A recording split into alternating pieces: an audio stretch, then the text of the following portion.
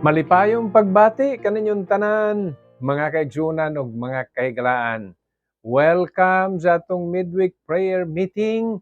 Ang inyong alagad, Pastor Alan Omar Bonzo sa Green Meadow Baptist Church, Green Meadow, Maa, Davao City. Niya kita sa ikatulo og katapusang bahin alang sa pagtuon nato niining sambingay sa usa ka nagapamugas o nagapugas. The Parable of the Sower, Part 3, and this is the finale. Mga kaigsunan, ayaw ninyo pagikalimte o dili ta angay ma-discourage. Ang pulong sa Ginoo nga atong ginatudlo o ginasabwag, usahay moadto sa daplin sa agianan. On the wayside, it means that some people are not interested to have it because Satan, the adversary, would come and take the word that was sown. Ingunana, wayside. Apan ang ikaduha, sahay maadto sa kabatuan. Nakadungog na ang usa ka tawo. Mao ni ang isipon nato nga sa kabatuan. Unya, ang iya dawat na. Actually, malipayon na. Miabot ang mga pagsulay. Palong dayon. Wala may moisture basta naas bato, di man makapadayon. Munang kinahanglan natong follow up, mga kaigsunan. Kinahanglan pagsimba sa kanunay para dili kana mapawong dili mawala. Ang kapaingnan ni ana, ang kalipay, napalong man, nawa man, babe in Christ gihapon, karnal nga Kristohanon ang maproduce ni ana. Pero sa pagpadayon nato og wali og sabuwag sa pulong sa Ginoo, naay maadto sa kasampinitan. Kini nga mga taong nakabati nini, nakadawat gyud kay Ginoong Kristo na ila nila ang kamatuoran. Actually nagtubo na, gipanalanginan na, pero wala completely nga naghamtong ug pag-abot sa pag-uswag na sulawan. Mao na mubugnaw, mahanaw, mo backslide og mo nay makaluluoy ba kay dili gyud completely nga magbunga pa gyud. Mao na kamo, ikaw nga nagapadayon do na nay bunga. Pila imong nasuginlan, pila na imong na disciple, pila na ang nabautismohan sa imong imbita kaniadto, gi-Bible studyhan, gihatagag basahon, nagbunga na. Mauni ang ikaupat o katapusan nga bahin nining sambingay sa usa ka nagapugas. Ang natabo dinhi ang liso ni adto sa usa ka maanindot nga yuta. Tambok, it's a fertile land ug mahisama ni sa ginatudlo sa balaang kasulatan. Akong pagabasahon. Open your Bibles in the book of Luke and I will read chapter 8 verse 15. But that on the good ground are they, which in an honest and good heart, having heard the word, keep it and bring forth fruit with patience. Ang Dios magapanalangin sa mga pulong atong gibasa. Nia ang matahom kay mga kaigsunan. Dili ta magundang, di ta ma-discourage, dili ta matagam nga magsulti sa pulong sa Ginoo. Kung naay taong modumili, naapay uban nga nagkinahanglan mao to atong sultian. Kung pananglitan ang usa ka tawo nakadawat, unya wa gyud taon siya nagtubo, naapay uban nga pwede. Kay ingon ba ang Biblia, ang imong pahinumduman ang usa ka tawo niya masinupakon, supakan, di maog doktrina, heretic, ang sultis balang kasulatan, nan adto sa lain naapay ga paminaw. Karon ug maadto sa kasampinitan, nagakabugnaw, nagabackslide, it is our prayer to make a follow-up. But surely, because God has the power to empower your message, ang atong pagampo nga di ta matagam, padayon gyud ta. Kay adunay mga tao nga magsabwag nga mahiadto sa usa ka tambok nga yuta. Kasing-kasing nga andam. Ikaw, igsuon, Ako ug kita nga nagapadayon gihapon ron, mao ni ang fertile ground. Sa mga nagsugilon nato, dili once only. It's not just once that you have heard the gospel ug mao na ni. Nakasiguro ko nga basig nakadungog na ka sa imong higala, gibaliwala. Basig nakabasa na ka. Basig nakabati na ka og broadcast sa radyo. Basig dunay mga signages nga nagapaila, mga verses pero gibaliwala nimo. Ang pasabot nako, it's not the first time. But someone persevered. Someone continued preaching. Someone continued taking you, inviting you into a church, into a Bible study. Unya karon mo na nga napahamutang ang pulong sa Ginoo nagapadayon ka igsuon. Ang ikaupat nga naadtuan sa liso gitawag dinhi good ground. Ang kamatuorang gitudlo niini ang tao nga nakabati sa pulong sa Ginoo na interest siya sa kamatuoran, gidawat niya sa Ginoong Kristo human niya ginulsulan niya mga sala. Kunya malipayong siyang nagaalagad ug nagpadayon siya mauning kahulugan sa fourth and final place where some seeds will fall.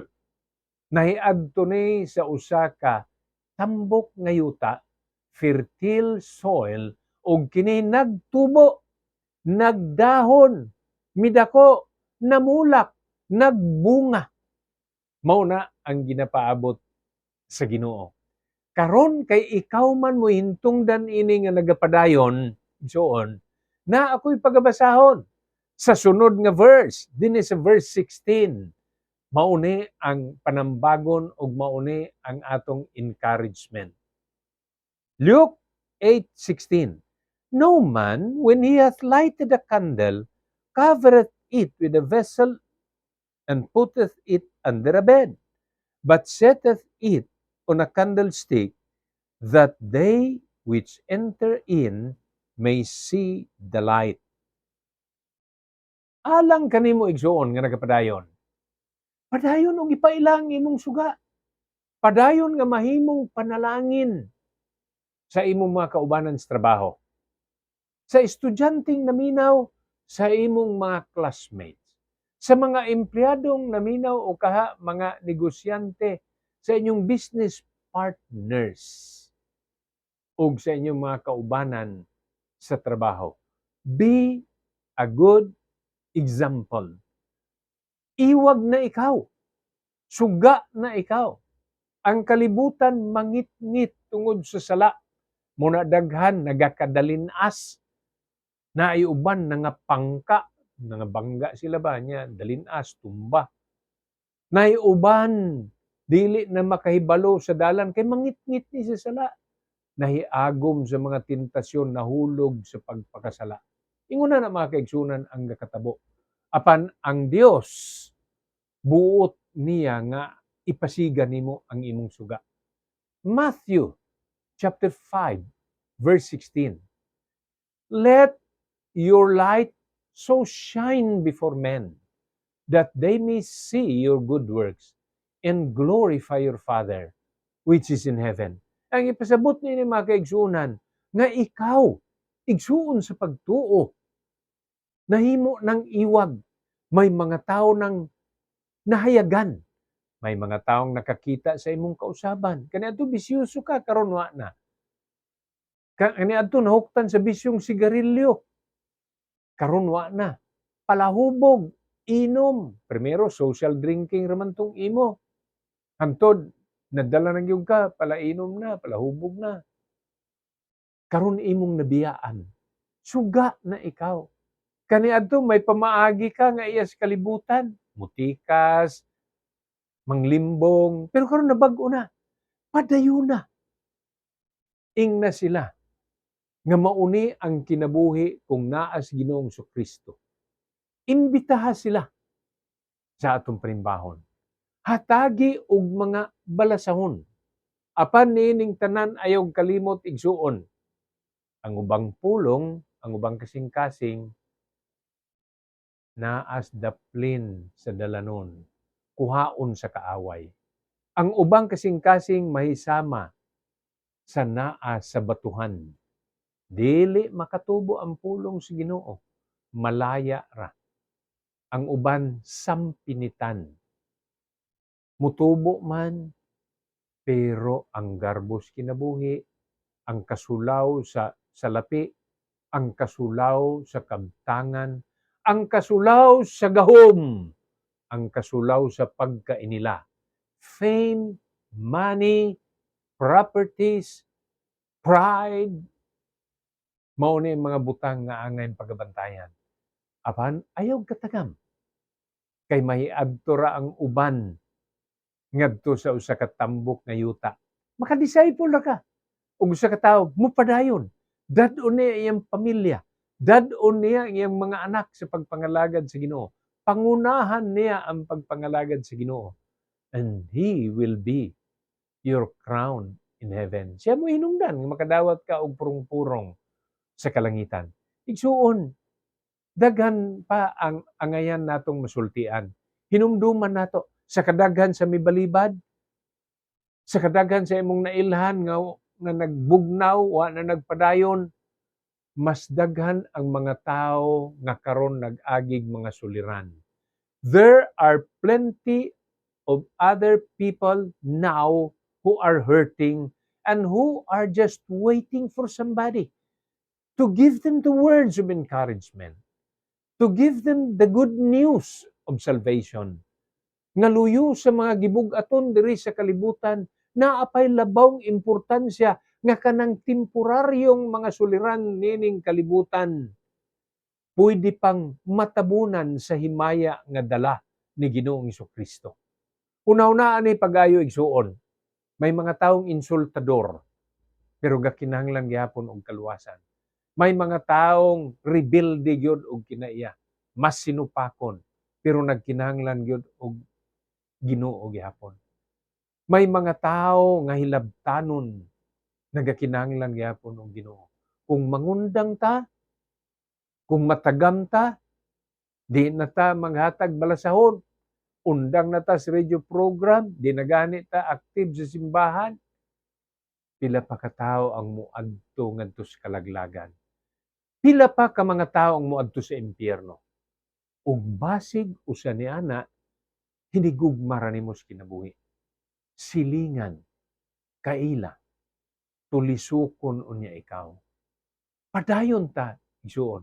Some may fell along the wayside, some on the rocks, some among the thorns, but some will go to the good soil, fertile soil. Di lang ta magundang. Unya, ang nabasa nato ganiha nga ingon ang atong suga pasigaon mao gyud na ang usa sa atong papel. Giluwas ta, plano na sa Ginoo ug mo nay handom sa Ginoo kay ang iyang handom nga ang tanang tao makabaton sa paghinulsol. Unya mabatunan sa nila ang ginatanyag nga kaluwasan ni Hesus. Apan kutob sa musupak mahiagom ra bagyod sa makuyaw, mangilngig nga silot didto sa impyerno. Munay kalaglagan. Didto malaglag ang kalag sa tao. Sakiton, silutan hangtod suway katapusan. Muna hinungdan nga sa pagpadayon nining maong mga sambingay, may pulong pa ang atong Ginoo. In verse 17 and 18, akong basahon.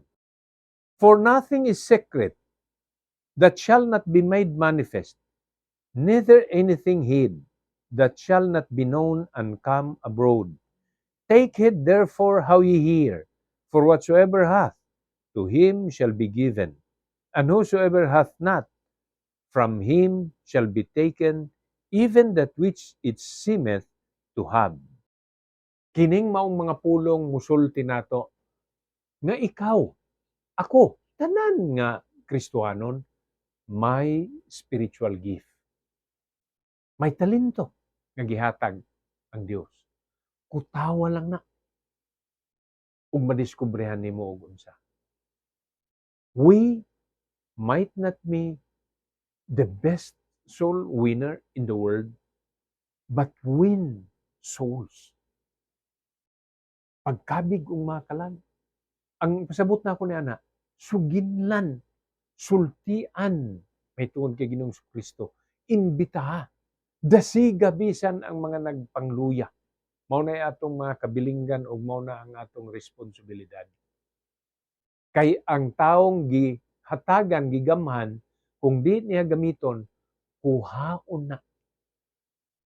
Ang tao gani nga bisag mo ilang nga wa gyud siya kung andam magpagamit sa Ginoo, hatagan pa, gamhan pa sa balaang espiritu ug daghang mga butang nga iyang kinahanglanon. Sahay, unahan tas kahadlok, kataha, kaulaw nga mo share sa pulong sa Ginoo. Apan higala ug igsuon hinumdumi ni. Kung maunahan tas kaulaw, di na gani ta mo wali. Ug nay namatay, kung na funeral service, take it as an opportunity to preach God's word. Dili ikaw mo'y muwali, panghatag basahon. Ug mahimo kang bahin sa pagsabwag sa pulong sa Ginoo. Kay kung muundang tanini, tulisokon gyud ta sa atong hinigugmas kinabuhi, higala, mga silingan, mga kaila. Unya lisod ka na kung ingnon ta, wa man ka nagsulti nako. Ingon ka gihigugma ang tanang tao sa Dios. Wa man ka nanumbaling nako. Unta kana mao statement nga atong malikayan. Kay kana og tulisokon ta sakit ba yan? Mo na hinungdan mga kaigsunan.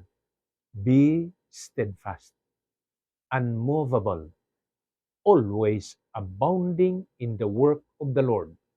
For as much as you know, your labor is not in vain in the Lord. Ang Dios naggamit man og sambingay para pagkuha sa atensyon o pagtudlo sa uban, karon daghang kay tagpamaagi na maimantala ang pulong sa Ginoo. Continue sowing the precious seed, the Word of God, the truth.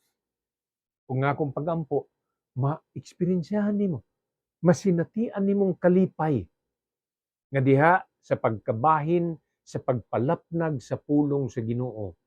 Na ang kalinaw, na ang katagbawan, morning contentment nga ginasulti sa balaang kasulatan. Ug ma-experiensyahan ug masinatian nimo na if you will be a part in the preaching of the Word of God. Ako manginaot nga pinaagi sa pagtuon nato sa laing sambingay sa atong Ginoong Hesus, madasig ta nga mahimong kabahin sa pagpalapnag sa pulong sa Dios. Ang Dios magapanalangin kanaton tanan mga kaigsunan. To God be the glory and always shalom.